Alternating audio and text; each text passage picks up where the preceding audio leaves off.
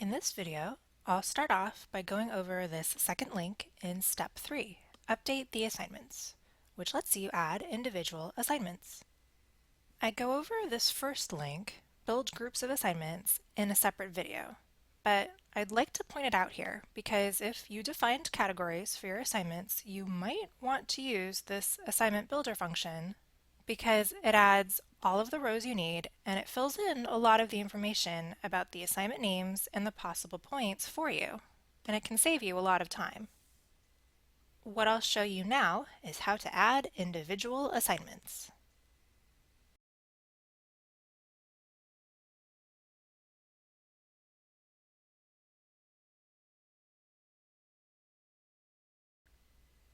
I click on the link for Update the Assignments, and it takes me to the Assignment Setup screen. This can also, in a way, be considered the Assignment Update screen. Once you've entered an assignment, you can come back here later to change any of the info in these columns.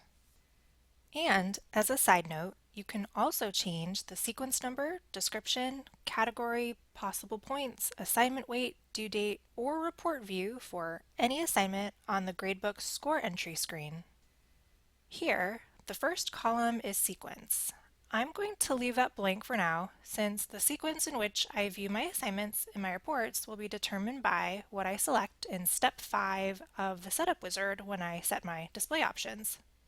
If I wanted to override that, then I could use this column. I'll enter my first assignment, which is Quiz 1. And since I've defined my assignment categories, those will be listed in the drop-down menu here, and I can select Quizzes. If you didn't define any categories, this drop-down menu will be blank. Next, I enter the number of possible points this quiz is worth, which is 5. I leave this column as is, leaving it as assignment weight not applicable. And then I enter my due date. One of the very handy things about Gradebook is that I can enter an abbreviation in the due date column like this, and it'll set it to the numerical value for me.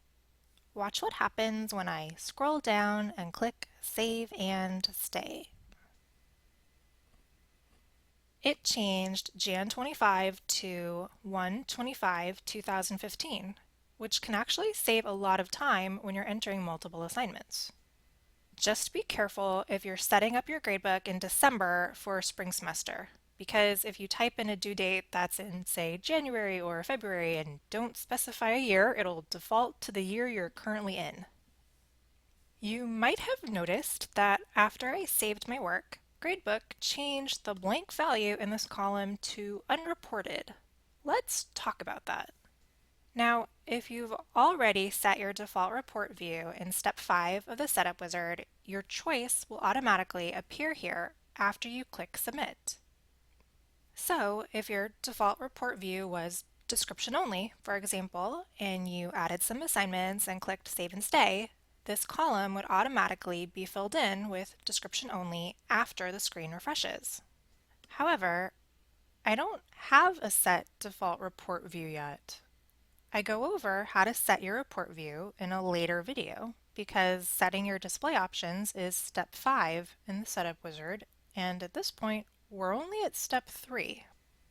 And so even though I haven't selected a default report view yet, it kind of gave me one. And here's another part that could potentially be a bit tricky. Completing Step 5 in the Setup Wizard later on won't override what's already in this column.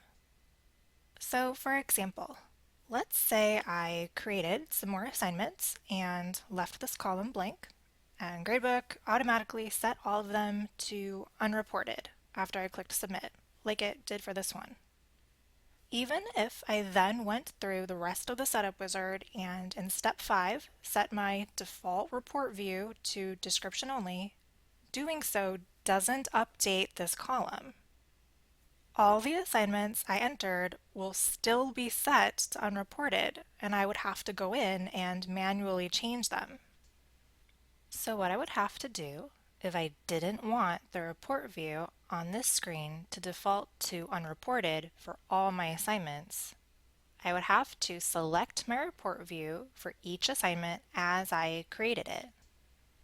Or I could skip creating my assignments for now and go do step 5 of the setup wizard. Then when I come back, I can leave these blank, and then when I save my work, it'll automatically fill these in for me. Whether it's worth it or not to do it that way, i.e. skipping this step for now and doing step 5 of the setup wizard first, depends on how many assignments you have. If you give daily homework assignments, for example, and you know you want your report view to be description only, it might just be worth it to complete step 5 before creating any assignments. I talk about the different choices for report view in the video on setting your display options. But as a quick note, don't pick this third option, description and score, here when you're creating your assignments, because it can skew the student's grades. These other two choices are fine. I should also note you can override any individual assignment's report view at any time by using the drop-down menu. So if I created 50 assignments and had them all set to description only, I can come back in and set whichever ones I want to unreported, or vice versa. You can also delete assignments from the screen, but if you've entered any scores for that assignment, Gradebook won't let you delete the assignment until you've first deleted all the scores for it.